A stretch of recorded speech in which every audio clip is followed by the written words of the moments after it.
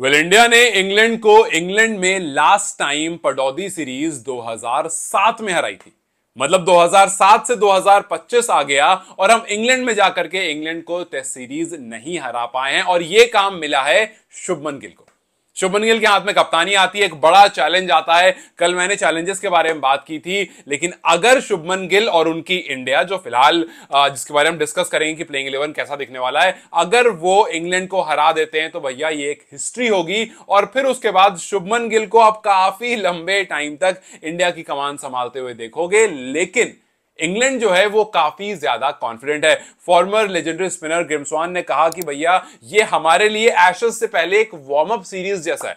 अक्सर इंग्लैंड इस तरह के बड़े बड़े बयानबाजी करता है और इस बार भी उन्होंने कहा कि देखो एशेस आएगा, उससे पहले हमारी ये सीरीज है, हम बड़े इत्मीनान से अपने बैकयार्ड पर 4-1 से इंडिया को हराएंगे। इंडिया इस टाइम पर बैकफुट पर है क्योंकि ना उनके पास रोहित है, ना ही उनके पास विराट है, बड़े नाम तो है ही नहीं उनके पास, तो वो कहां से जीतेंगे।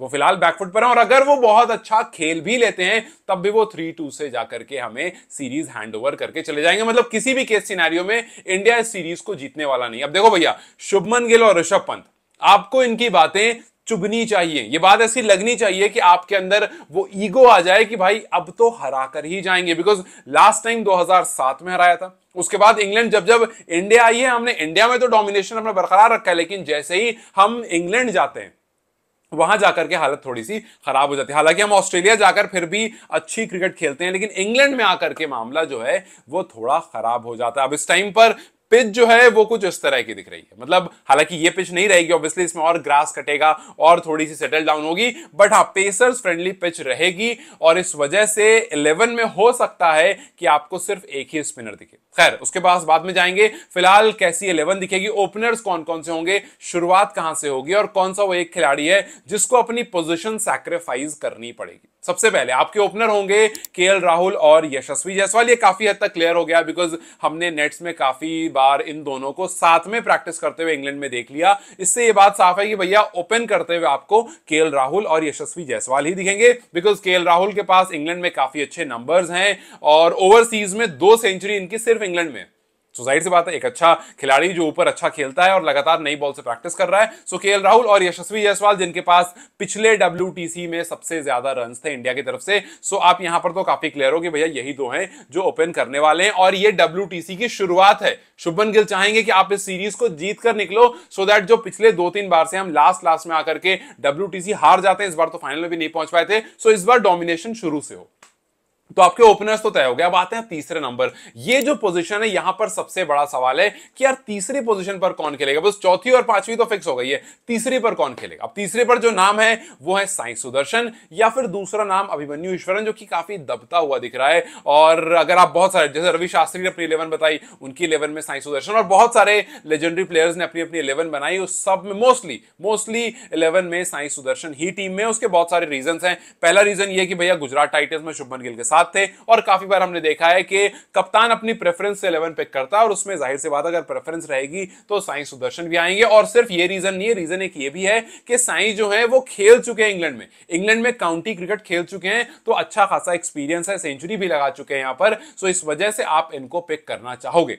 लेकिन अगर आप तीसरे नंबर पर साई को पिक करते हो तो शुभमन, जो जाहिर सी बात है विराट कोहली की जगह ले रहे हैं। कल ही ऋषभ पंत ने प्रेस कॉन्फ्रेंस में ये बात साफ कर दी थी कि मैं 5वीं पोजीशन पर खेलूंगा और शुभमन गिल 4थी पोजीशन पर खेलेंगे। फिलहाल जो डिस्कशन है वो 3rd प्लेस के लिए चल रहा है। सो 3rd प्लेस के लिए डिस्कशन चल रहा है। किस किस का नाम चल रहा है मैंने आपको बता दिया, 4थे और 5वें का नाम फिक्स है। लेकिन अब आपके दिमाग में सवाल आया कि भैया करुण नायर कहां गया।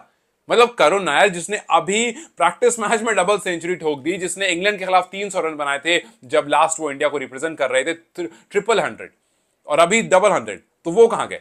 तो वो आएंगे ऋषभ पंत के नीचे। देखो अब कहानी सिर्फ ऐसी है कि अगर आप करुण नायर को ऊपर रखना चाहते हो आप रख सकते हो अपनी 11 में करुण नायर को तीसरे नंबर पर, लेकिन फिर साई सुदर्शन गायब हो जाएंगे बिकॉज साई इतना नीचे आकर के वहां पर वो परफॉर्म नहीं करेंगे। सो इसी के बारे में मैं कह रहा था कि एक आदमी को अपनी पोजीशन सैक्रिफाइस करनी पड़ेगी। अगर शुभमन गिल 4थे नंबर पर नहीं आते और अपनी पुरानी पोजीशन पर रहते तब शायद उतनी प्रॉब्लम नहीं होती, आप एक आध को शिफ्ट कर दे। लेकिन वहां पर भी फिर अगर आप करुण नायर को रखते तो साई की जगह, मतलब थोड़ा सा डिस्कशन जरूर क्रिएट होता। बट इस टाइम पर शुभमन गिल अपनी जगह पर फिक्स हैं, ऋषभ पंत अपनी जगह पर फिक्स हैं, तीसरे नंबर पर एक खिलाड़ी का डिस्कशन है और करुण नायर इन सारे डिस्कशन में थोड़ा सा नीचे आ जाएंगे। अब बिलो 5 आकर कैसा परफॉर्म करेंगे, उनको परफॉर्म तो करना पड़ेगा बिकॉज काफी टाइम बाद टीम में जगह मिली है और उन्हें कोई भी प्रॉब्लम नहीं होगी फिफ्थ से नीचे खेलने में, सिक्स पर खेलने में उन्हें कोई प्रॉब्लम नहीं होगी बिकॉज ये वही केएल राहुल वाली कहानी है कि भैया मुझे टीम में रखो, किसी पोजीशन पर खिलाओ, मैं आकर परफॉर्म करने की पूरी कोशिश करूंगा और उन्होंने किया भी काफी बार। सो यस, एक बड़ा चैलेंज करुण नायर के लिए भी होगा सिक्स्थ नंबर पर आकर खेलना। उसके बाद फिर आएंगे रविंद्र जडेजा जो कि काफी ऑब्वियस हैं। हालांकि हरभजन सिंह का ये मानना है कि भैया आप जडेजा को खिला रहे हो, उसके साथ साथ आप कुलदीप यादव को भी खिलाओ। देखो अगर आप कुलदीप को नहीं खिलाते हो, जिसके चांसेस काफी ज्यादा हैं, तो आप जाहिर से बात है शार्दुल ठाकुर या फिर नीतीश कुमार रेड्डी की तरफ जाओगे, दोनों में से कोई एक को आप पिक करोगे। अब रेड्डी ने ऑस्ट्रेलिया में शतक लगाया था, उनके स्टेक हाई हैं, लेकिन शार्दुल ठाकुर ने अभी कुछ दिन पहले प्रैक्टिस मैच में सेंचुरी लगाई थी, इनके स्टेक भी हाई हैं, इनको एक्सपीरियंस भी है। सो इन दोनों में से कोई एक खिलाड़ी पिक होगा।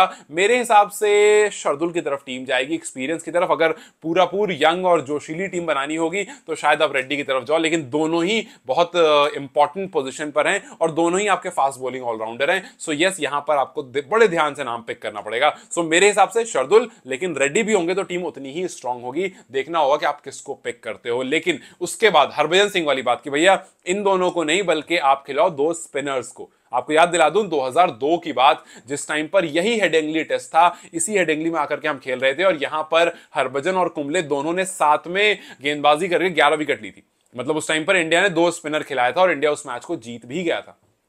मैं भी इसी वजह से हरभजन ने कहा कि भैया आप दो स्पिनर के साथ जाओ, आप कुलदीप और जडेजा साथ में लेकर जाओ और वो दोनों अच्छी गेंदबाजी करेंगे। सो हरभजन के हिसाब से 11 में दो स्पिनर होने चाहिए, लेकिन बहुत सारे लेजेंडरी प्लेयर्स हैं जिन्होंने अपनी 11 बनाई है और मेरे भी हिसाब से जो छोटा थोड़ा बहुत एक्सपीरियंस मुझे क्रिकेट देखने समझने और ऑब्जर्व करने का, मेरे हिसाब से भी 4 पेसर और 1 स्पिनर के साथ ही टीम जाएगी। सो एक तो आपको नीतीश कुमार रेड्डी या फिर शार्दुल ठाकुर, और मैं दोनों के लिए तैयार हूं, दोनों में से कोई भी उतने, एक पेसर वहां पर आएगा। फिर उसके बाद आपको बुमराह, सिराज और लास्ट में जो होंगे वो प्रसिद्ध कृष्णा या फिर अर्शदीप सिंह। अर्शदीप सिंह भी हो सकते हैं, प्रसिद्ध कृष्णा भी हो सकते हैं, दोनों के अपने अपने एडवांटेज हैं। अर्शदीप ने इंग्लैंड में क्रिकेट काउंटी खेला है, सो यहां पर उनका थोड़ा अच्छा खासा आइडिया है। प्रसिद्ध कृष्णा जो है उनकी हाइट का काफी फायदा होता है, बॉल से अच्छा बाउंस निकलता है, सो उनको भी आप ले सकते हो। और प्रसिद्ध का एक और एज है कि भैया वो भी गुजरात टाइटंस में थे और जैसा मैंने कहा कि अक्सर कप्तान की प्रेफरेंस हम टीम में देखते हैं, सो हो सकता है कि आप प्रसिद्ध को भी टीम में देखो, साई सुदर्शन को भी टीम में देखो और शुभमन गिल भी टीम में हो और फिर और सिराज भी टीम में हो। सिराज तो ऑब्वियसली टीम में। सो बुमराह, सिराज, प्रसिद्ध कृष्णा या फिर अर्शदीप, ये आपका फास्ट बॉलिंग अटैक होगा। सो अब इस टाइम पर हमें देखना है कि भैया किस तरह से सीरीज आगे निकलती है, किस तरह से ये जो हमारी पूरी 11 है क्या ऐसी ही फॉर्म होती है, बिकॉज ये मेरी 11 है और मेरे हिसाब से कुछ ऐसा ही दिखने वाला है। इसमें क्या कुछ चेंज आएगा ये तो आपको कल मैच के टाइम ही पता चलेगा, लेकिन इंग्लैंड ने अपनी 11 बता दी है। बिकॉज इंग्लैंड जो है वो काफी पॉजिटिव है इस पर्टिकुलर चीज को लेकर के। उनको है कि भैया हम तो यहां से इत्मीनान से निकलेंगे, हमारी जो टीम है वो काफी डोमिनेटिंग है और हमें कोई भी दिक्कत नहीं आने वाली। जैसे उनकी अगर 11 देखोगे तो उनमें क्रॉली हैं, बेन डकेट हैं, फिर अली पोप हैं, रूट हैं, ब्रूक हैं और स्टोक्स, कप्तान की तरह स्टोक्स यहाँ पर है, फिर उसके बाद स्मिथ हैं, वोक्स टीम में है, बशीर को टीम में रखा है, टंग को टीम में रखा है और फिर कार्स जो है टीम में। सो ये पूरी उनकी 11 है, बशीर, टंग, कार्स, वोक्स, स्मिथ, स्टोक और ब्रूक हो गए, रूट हो गए, ओली पोप हो गए, बेन डकेट हो गए और क्रॉली हो गए। सो ये उनकी 11 भी थोड़ी यंग सी है और अब देखना ये है कि ये जो 11 है उनकी क्या वो इंडिया पर भारी पड़ती है या फिर इंडिया पहले मैच से ही डोमिनेशन दिखाना शुरू कर देती है। हालांकि मुश्किल बहुत ज्यादा है शुभमन गिल और इंडियन टीम के लिए, लेकिन अब देखना है कि क्या शुभमन गिल कुछ ऐसा काम कर पाते हैं जो लास्ट टाइम 2007 में हुआ था और क्या जो ओडीआई की कप्तानी की बात हो रही है जहां पर श्रेयस अय्यर काफी हाई स्टेक लेकर बैठे, अगर ये सीरीज वो जीत जाते हैं तो श्रेयस अय्यर के लिए मुश्किल हो जाएगा, बिकॉज फिर बीसीसीआई आंख बंद करके एक ही कप्तान को दोनों फॉर्मेट हैंडओवर कर देगा। ये बात बहुत ऑब्वियस है। खैर आपके हिसाब से क्या होने वाला है, मुझे अपने प्रेडिक्शंस और अपने आइडियाज और अपनी ऑब्जर्वेशन कमेंट सेक्शन में जरूर बताएं। Till then you guys take care, I will see you very soon, bye bye.